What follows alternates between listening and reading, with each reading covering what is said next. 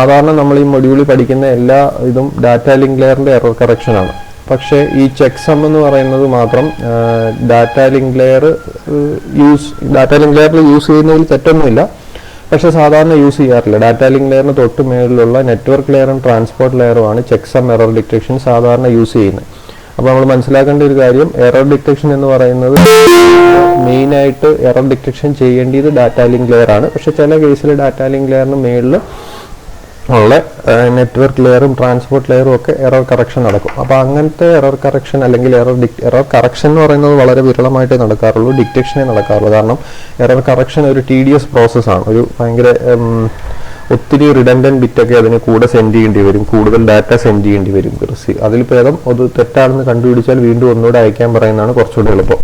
അതുകൊണ്ട് ഡിറ്റക്ഷനാണ് കൂടുതൽ. അപ്പോൾ ചെക്ക് സം നമ്മുടെ അതിലാണ് ഉപയോഗിക്കുന്നത്. ചെക്ക് സം എന്ന് പറഞ്ഞാൽ, അപ്പോൾ നമ്മൾ ഇത് ശരിക്കും പറഞ്ഞു കഴിഞ്ഞാൽ ഇത് നിങ്ങളിപ്പോൾ ഓർത്തിരുന്നോണം. ഇനി നമ്മൾ 6th സെമിസ്റ്ററിൽ എത്തുമ്പോഴത്തേക്കും കമ്പ്യൂട്ടർ നെറ്റ്വർക്ക്സ് എന്ന് പറയുന്ന പേപ്പർ പഠിക്കുമ്പോൾ അതിനകത്ത് നമുക്ക് നെറ്റ്വർക്ക് ലെയറിൻ്റെയും ട്രാൻസ്പോർട്ട് ലെയറിൻ്റെയും ഫംഗ്ഷനാലിറ്റീസ് ഡീറ്റെയിൽഡ് ആയിട്ട് പഠിക്കാനുണ്ട്. അത് പഠിക്കുമ്പോൾ നമ്മൾ ചെക്ക് സം ചെയ്യും എന്ന് നമ്മൾ എപ്പോഴും പറയും. അത് പ്രോസസ്സ് ഇതാണ്, എറർ ഡിറ്റക്ഷന് വേണ്ടിയിട്ടാണ്. അത് എന്താണ് ചെയ്യുന്നത് എന്നുള്ളത് ഇപ്പോൾ പഠിക്കും. ഇത് ഓർത്തിരുന്നോളുക, മറന്നുപോലെ. ഇതിൽ ചെയ്യുന്ന എന്താണെന്ന് ചോദിച്ചാൽ, നമുക്ക് ഡിവൈഡ് ചെയ്യേണ്ട ഡാറ്റേനെ m ബിറ്റുകൾ വീതം ഡിവൈഡ് ചെയ്യും. അതായത് നമുക്കിപ്പോൾ ഒരു 16 ബിറ്റ് സെൻഡ് ചെയ്യുമെന്ന് വിചാരിക്കുക. നമ്മൾ m എന്ന് പറയുന്നത് 4 ആയിട്ട് എടുത്തെങ്കിൽ 4 ബിറ്റ് വീതം ഡിവൈഡ് ചെയ്യും, 4 ബിറ്റ്സ് ആയിട്ട് ഡിവൈഡ് ചെയ്യും. അപ്പം നമുക്ക് അയക്കേണ്ട ഡാറ്റ, നമ്മുടെ ഫുൾ ഡാറ്റേനെ പലതായിട്ട് ഡിവൈഡ് ചെയ്യും. ഒരു എല്ലാത്തിലും ഈക്വൽ നമ്പർ ഓഫ് ബിറ്റ്സ് വരത്തക്ക രീതിയിൽ ഡിവൈഡ് ചെയ്യും. 16 ബിറ്റാണ് സെൻഡ് ചെയ്യുന്നതെങ്കിൽ നമ്മൾ 4 വീതം ഡിവൈഡ് ചെയ്യും. അപ്പോൾ എല്ലാം 4 വീതം 4 ഉണ്ടാവും, 16 ബിറ്റ് ഉണ്ടാവും. എന്നിട്ട് ഇതിനെല്ലാത്തിനും കൂടെ കൂട്ടിയിട്ട് ഒരു അഡീഷണൽ 4 ബിറ്റും കൂടെ ഇതിൻ്റെ കൂടെ അയക്കും. അതാണ് റിഡൻഡൻറ്റ് ബിറ്റ് എന്ന് പറയുന്നത്. അപ്പം 16 നമുക്ക് അയക്കേണ്ടത് 4 വീതം ഡിവൈഡ് ചെയ്തു. എറർ ഉണ്ടോ ഇല്ലയോ എന്ന് കണ്ടുപിടിക്കാൻ വേണ്ടി ഒരു 4 ബിറ്റ് കൂടെ ആഡ് ചെയ്തു. അപ്പോൾ 16ഉം 4ഉം 20 ബിറ്റ് നമ്മൾ 20 ബിറ്റ് മൊത്തം അടിക്കും. അതിൽ 4 ബിറ്റ് എന്ന് പറയുന്നത് എറർ ഉണ്ടോ ഇല്ലയോ എന്ന് കണ്ടുപിടിക്കാൻ വേണ്ടിയിട്ടാണ്. ആ 4 ബിറ്റിനാണ് ചെക്ക് സം എന്ന് പറയുന്നത്. ഇത്ര നേരം പറയുന്നത് ക്ലിയർ ആണോ?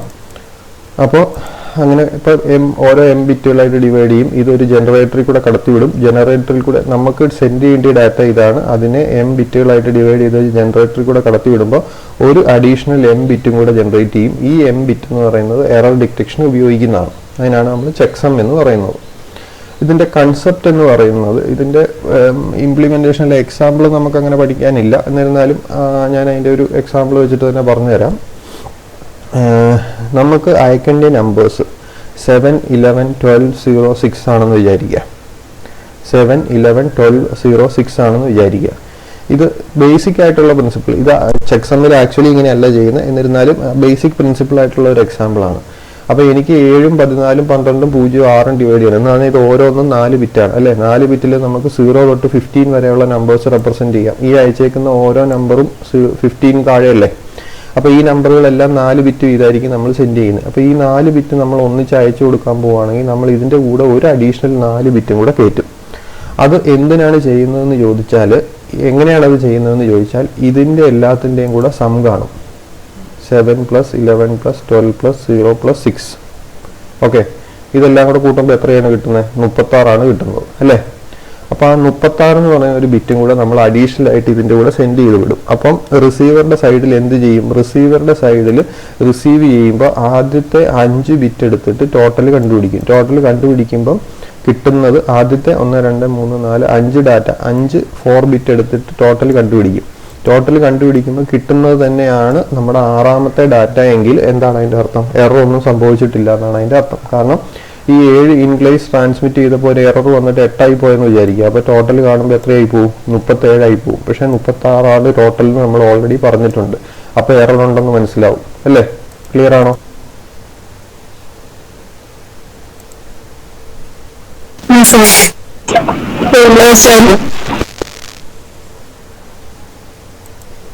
അപ്പോൾ ഇത് നമ്മൾ 36 എന്ന് പറയുന്ന നമ്പർ കിട്ടി. 36ന്റെ കറസ്പോണ്ടിങ് ബൈനറി ഇതാണ്. ബൈനറി 4, പക്ഷേ 4 ഡിജിറ്റേ നമുക്ക് പറ്റുള്ളൂ. 4 ഡിജിറ്റേ പറ്റുള്ളൂ എന്നുള്ളതുകൊണ്ട് ആദ്യത്തെ 4 ഡിജിറ്റ് എടുത്തു. ബാക്കിയുള്ളതിനെ ഈ 4 ഡിജിറ്റിൻ്റെ കൂടെ ആഡ് ചെയ്തു.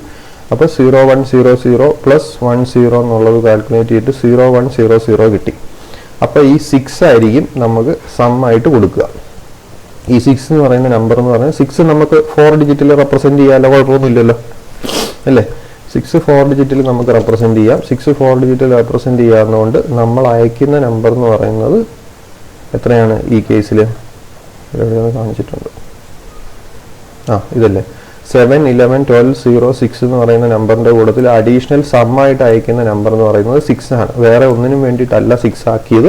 എന്തിനു വേണ്ടിയിട്ടാണ് ആക്കിയത്? 4 ബിറ്റേ നമുക്ക്, കാരണം നമ്മൾ ഡാറ്റേനെ 4 ബിറ്റ് ആയിട്ടാണ് ഡിവൈഡ് ചെയ്തേക്കുന്നത്. അപ്പോൾ നമ്മൾ ആഡ് ചെയ്യുന്ന ചെക്ക് സം എന്ന് പറയുന്ന വാല്യൂ 4 ബിറ്റ് ആയിരിക്കണം. അതിന് വേണ്ടിയിട്ട് അതിനെ 4 ബിറ്റിലേക്ക് കൺവേർട്ട് ചെയ്തു. അപ്പോൾ 6 എന്ന് പറയുന്ന വാല്യൂ കിട്ടി. ഇത്രയും പറഞ്ഞത് ക്ലിയർ ആണോ? ആണ്. ഇനി നമ്മൾ ചെയ്യുന്നത് ഈ 6 അയച്ചാൽ എന്ത് ചെയ്യണം? 6 അയക്കുമ്പോൾ നമുക്ക് 7 + 11 + 12 + 0 + 6 ആണ് വിടുന്നതെന്ന് വിചാരിക്കുക. അത് 4ഉം കൂടെ കാൽക്കുലേറ്റ് ചെയ്തിട്ട് 6 ആണോ കിട്ടുന്നതെന്ന് നോക്കണം. അതിലും എളുപ്പമുള്ള ഒരു മാർഗം എന്താണെന്ന് ചോദിച്ചാൽ, നമുക്ക് കിട്ടുന്ന നമ്പർ ഉണ്ടല്ലോ, കിട്ടുന്ന നമ്പർ ഇവിടെ കിട്ടിയ നമ്പർ 7 + 12 + 0 + 6 ആണ് കിട്ടിയെങ്കിൽ 36 അല്ലേ അതിൻ്റെ ടോട്ടല്. ഇവിടെ നമ്മൾ സെൻഡ് ചെയ്യുന്ന നമ്പർ 36ന് പകരം -36 സെൻഡ് ചെയ്യുകയാണെന്ന് വിചാരിക്കുക. -36 എന്ന് പറയുന്ന നമ്പർ സെൻഡ് ചെയ്യും. -36 എന്ന് പറയുന്ന നമ്പർ സെൻഡ് ചെയ്താൽ ഈ 5 എണ്ണം ടോട്ടൽ കണ്ടിട്ട് ഇതുമായിട്ട് ഈക്വലന്റ് ആണോ നോക്കേണ്ട കാര്യമില്ല. പകരം എല്ലാം കൂടെ ടോട്ടൽ കണ്ടുപിടിക്കും. അപ്പോൾ റിസൾട്ട് എത്രയായിരിക്കണം? നമ്മൾ -30 ടോട്ടൽ കണ്ടുപിടിച്ചിട്ട് അതിൻ്റെ നെഗറ്റീവ് ആണ് അടുത്ത ഒരു നമ്പറായിട്ട് വിടുന്നതെങ്കിൽ പിന്നെ എല്ലാത്തിൻ്റെയും കൂടെ ടോട്ടൽ കണ്ടുപിടിച്ചാൽ വാല്യൂ എത്രയായിരിക്കും? അപ്പോൾ ഇത് -36 എന്ന് പറയുന്ന നമ്പർ വിട്ടാൽ എല്ലാം കൂടെ ആഡ് ചെയ്യുമ്പോൾ 0 കിട്ടും. ആ 0 എന്ന് പറയുന്നതാണ് കാൽക്കുലേറ്റ് ചെയ്യുന്ന സിൻഡ്രോം. നമ്മൾ ഇതിനു മുമ്പ് പഠിച്ച ചെക്ക് സമ്മിലും ചെക്ക് സം ഇപ്പോൾ പഠിച്ചുകൊണ്ടിരിക്കുന്നേ ഉള്ളൂ. ഇതിനു മുമ്പ് പഠിച്ച പാരിറ്റി ചെക്കിങ്ങിലും സൈക്ലിക് റിഡൻഡൻസി ചെക്കിലും നമ്മൾ റിസീവർ എൻഡിൽ വീണ്ടും കാൽക്കുലേറ്റ് ചെയ്യുന്ന വാല്യൂക്ക് സിൻഡ്രോം എന്ന് പറയും. സിൻഡ്രോം 0 ആണെങ്കിൽ എറർ ഇല്ല എന്ന അർത്ഥം എന്ന് പറയും. ആ കൺവെൻഷൻ തന്നെ ഇവിടെ ഫോളോ ചെയ്യാൻ വേണ്ടിയിട്ട് നമ്മൾ ഈ 36 അയക്കുന്നതിന് പകരം -36 എന്ന് പറയുന്ന വാല്യൂ അയക്കും. അപ്പോൾ എല്ലാത്തിൻ്റെയും കൂടെ ടോട്ടൽ കണ്ടുപിടിക്കുമ്പോൾ 0 കിട്ടും. 0 ആണ് സിൻഡ്രോം. അപ്പോൾ 0 കിട്ടുന്ന റിസൾട്ട് 0 ആണെങ്കിൽ നമുക്ക് റിസൾട്ട് അക്സെപ്റ്റ് ചെയ്യാവുന്നതാണ് വെപ്പ്. ഇനിയുള്ളത് ചെക്ക് സം കണ്ടുപിടിക്കുമ്പോൾ ഈ നെഗറ്റീവ് നമ്പർ വേണമെന്ന് പറഞ്ഞില്ലേ, ഈ നെഗറ്റീവ് ലാസ്റ്റ് നമ്പർ നമുക്ക് കിട്ടുന്നതിനെ നെഗറ്റീവ് ആക്കും. നെഗറ്റീവ് ആക്കാനായിട്ട് 4 ബിറ്റിൽ ഒരു എളുപ്പ മാർഗ്ഗമുള്ളത് എന്താണെന്ന് ചോദിച്ചാൽ, നമുക്ക് കിട്ടിയ നമ്പർ ഉണ്ടല്ലോ, കിട്ടിയ നമ്പറിൻ്റെ 1's കോംപ്ലിമെൻ്റ് എടുക്കും. 1's കോംപ്ലിമെൻ്റ് എടുത്താൽ അത് അതിൻ്റെ നെഗറ്റീവാണ്. അപ്പോൾ അതിൻ്റെ ഡീറ്റെയിൽസിലേക്ക് നിങ്ങൾ പോകേണ്ട. ഒരു പക്ഷേ നിങ്ങൾ ഇതൊക്കെ പഠിച്ചപ്പം ഡാറ്റ സ്ട്രക്ചറോ DCP എന്ന് പറയുന്ന പേപ്പർ പഠിച്ചപ്പം അത് 1's കോംപ്ലിമെൻ്റ് ഒക്കെ പഠിച്ചിട്ടുണ്ടാവും. അപ്പോൾ 1's കോംപ്ലിമെൻ്റ് എടുത്താൽ കിട്ടുന്നത് നെഗറ്റീവ് നമ്പറാണ്. അപ്പോൾ നെഗറ്റീവ് കണ്ടുപിടിക്കാൻ വേണ്ടിയിട്ട് നമ്മൾ 1's കോംപ്ലിമെൻ്റ് ആണ് എടുക്കുന്നത്. ഇനി ഇവിടെ ഒന്ന് നോക്കാം. ഒന്നും കൂടെ ഈ എക്സാമ്പിളിലേക്ക് നമുക്ക് ഒന്നുകൂടെ വരാം. ഈ എക്സാമ്പിൾ നമുക്ക് സെൻഡ് ചെയ്യേണ്ട ഡാറ്റ 7 11 12 0 6 ആണ്. അപ്പം നമ്മൾ കാൽക്കുലേറ്റ് ചെയ്യുന്ന സം എന്ന് പറയുന്നത് 6 ആണ് നമുക്ക് കിട്ടിയത്. ടോട്ടൽ സം നമ്മൾ കണ്ടുപിടിക്കുമ്പോൾ നമുക്ക് 6 കിട്ടി. 6ൻ്റെ 1's കോംപ്ലിമെൻ്റ് എടുക്കുമ്പോൾ 6 എന്ന് പറഞ്ഞാൽ 6 0 1 1 0 ആണ്. 6ന് കറസ്പോണ്ടിങ് ആയിട്ടുള്ള ബൈനറി എന്ന് പറയുന്നത് 0 1 1 0 ആണ്. അതിൻ്റെ 1's കോംപ്ലിമെൻ്റ് എടുക്കുമ്പോൾ നമുക്ക് കിട്ടുന്നത് 1 0 0 1 ആണ്. 1 0 0 1 എന്ന് പറഞ്ഞാൽ ശരിക്കും പറഞ്ഞാൽ 9 ആണ്. ഓക്കെ, അപ്പം നമുക്ക് എല്ലാ ഡാറ്റയും നമ്മൾ സെൻറ്റർ സൈഡിൽ ഇതാണ് ചെയ്യുന്നത്. നമ്മുടെ ഡാറ്റേനെ നമ്മൾ 4 ബിറ്റുകൾ വീതം ഡിവൈഡ് ചെയ്തു. 4 ബിറ്റ് വീതം ഡിവൈഡ് ചെയ്ത് നമുക്ക് കിട്ടിയ ഡാറ്റേനെ വീണ്ടും സമ്മ് കണ്ടുപിടിച്ചു. സമ്മ് കണ്ടുപിടിച്ചപ്പോൾ അത് 4 ഡിജിറ്റിൽ കൂടിയതാണ് വരുന്നതെങ്കിൽ 4 ബിറ്റിൽ കൂടിയതാണ്. ആദ്യത്തെ 4 ബിറ്റിൻ്റെ കൂടെ ബാക്കിയും കൂടെ ആഡ് ചെയ്ത് വീണ്ടും അതിനെ 4 ബിറ്റ് ആക്കി. 4 ബിറ്റ് ആക്കിയിട്ട് കിട്ടുന്ന നമ്പറിൻ്റെ 1's കോംപ്ലിമെൻ്റ് എടുത്തു. അപ്പോൾ 1's കോംപ്ലിമെൻ്റ് ആണ് നമ്മൾ ഇനി സെൻഡ് ചെയ്യാൻ പോകുന്നത്. അപ്പോൾ സെൻഡ് ചെയ്യുന്ന നമ്മൾ റിസീവ് ചെയ്യുന്ന സൈഡിലേക്ക് നമ്മൾ അയക്കുന്നത് 7 11 12 0 6 കഴിഞ്ഞിട്ട് ചെക്ക് സം ആയ 9 എന്ന് പറയുന്ന വാല്യൂ ആണ് അയക്കുന്നത്. റിസീവർ എൻഡിൽ നോക്കിക്കോളുക. 7 + 11 + 12 + 0 + 6 + 9 ടോട്ടൽ കാൽക്കുലേറ്റ് ചെയ്തു. ഇത് കാൽക്കുലേറ്റ് ചെയ്യുമ്പോൾ കിട്ടുന്ന എത്ര? ഇതൊന്ന് കൂട്ടി നോക്കി. 11 7 18 10 28 2 30 36 9 45 കിട്ടും. ഓക്കെ, 45 അല്ലേ കിട്ടുന്നത് റിസീവർ എൻഡിൽ. റിസീവർ എന്താ ചെയ്യുന്നത്? 45 എന്ന് പറയുന്ന ബൈനറി, 45നെ നമുക്ക് ബൈനറിയിലേക്ക് കൺവേർട്ട് ചെയ്ത് നോക്കാം. 45നെ ബൈനറിയിലേക്ക് കൺവേർട്ട് ചെയ്യുമ്പോൾ ഈ വാല്യൂ ആണ് കിട്ടുന്നത്, 6 വാല്യൂ ആണ് കിട്ടുന്നത്. ഓക്കെ, ക്ലിയർ ആയിട്ട് കേട്ടോണം. 45നെ ബൈനറിയിലേക്ക് കൺവേർട്ട് ചെയ്യുമ്പോൾ ഇതാണ് കിട്ടുന്നത്. അപ്പം ഇങ്ങനെ 6 ബിറ്റ് കിട്ടിയതുകൊണ്ട് നമ്മൾ ആദ്യത്തെ 4 ബിറ്റിൻ്റെ കൂടെ പിന്നെയുള്ള 2 ബിറ്റും കൂടെ ആഡ് ചെയ്യും. അപ്പോൾ ഇതെത്ര കിട്ടും? 1101 പ്ലസ് 10 എന്ന് കിട്ടും അല്ലേ. 1101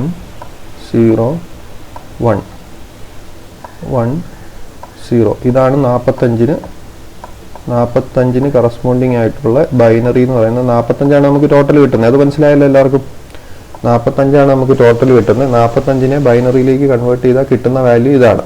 അപ്പോൾ ഇതിനെ അവസാനത്തെ നമുക്ക് 4 ബിറ്റിലേക്ക് കൺവേർട്ട് ചെയ്യണം. അതുകൊണ്ട് അവസാനത്തെ 4 ബിറ്റ്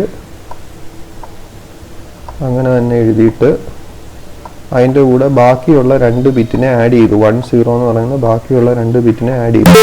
ഇത് കൂട്ടി നോക്കുക. ഇത് കൂട്ടി നോക്കുമ്പോൾ എത്രയാണ് കിട്ടുന്നത്? 1 1 1 1 അല്ലേ? ഇങ്ങനെയല്ലേ കിട്ടുന്നത്?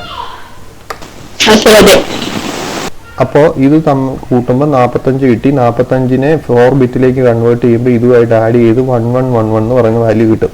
1111 എന്ന് പറഞ്ഞാൽ ഡെസിമൽ നമ്പർ 15 ആണ് അല്ലേ? അങ്ങനെ കിട്ടുന്ന ഇതിന്റെ വൺസ് കോംപ്ലിമെന്റ് എടുക്കുമെന്നാണ് പറഞ്ഞത്. ഇതിന്റെ വൺസ് കോംപ്ലിമെന്റ് എടുത്താൽ എന്താണ്? 1 അല്ല 0 ആവും, 0 എല്ലാം 1 ആവും.